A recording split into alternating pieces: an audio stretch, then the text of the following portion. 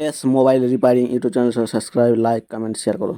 এই মোবাইলটির সমস্যা হচ্ছে চার্জিং পিন। প্রথমে সেটটাকে খুলে নেব।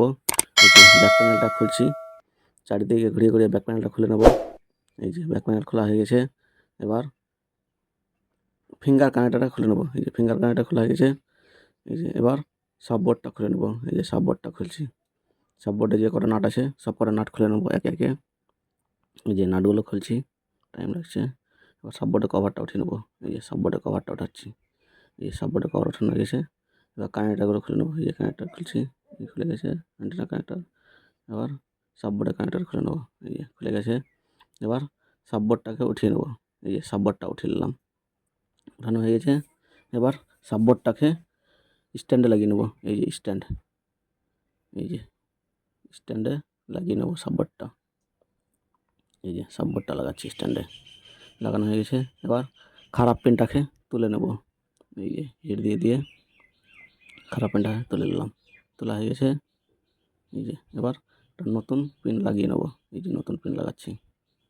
এই যে এটা নতুন পিন।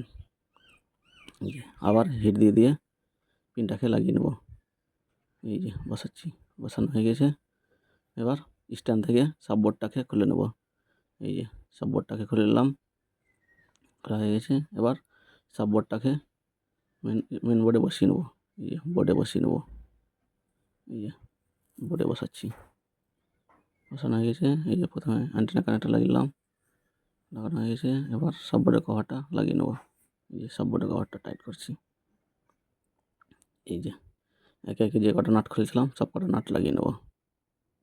এই যে টাইম লাগছে। এই যে নাটগুলো টাইট করে নেব।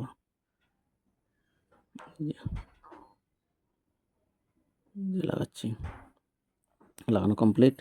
এবার ফিঙ্গার কানেক্টরটা লাগিয়ে নেব। এই যে ফিঙ্গার কানেক্টর লাগাচ্ছি। এই যে লাগানো হয়ে গেছে। এবার ব্যাক প্যানেলটাকে ঠিকঠাক করে বসিয়ে নেব। এই যে এই যে বসাচ্ছি, চারিদিকে ঘুরিয়ে ঘুরিয়ে ব্যাক প্যানেলটাকে বসিয়ে নেব। এবার চার্জে লাগিয়ে দেখো চার্জ হচ্ছে কি না। এই যে চার্জে লাগালাম। এই যে চার্জ উঠাচ্ছে। এই যে চার্জ হচ্ছে।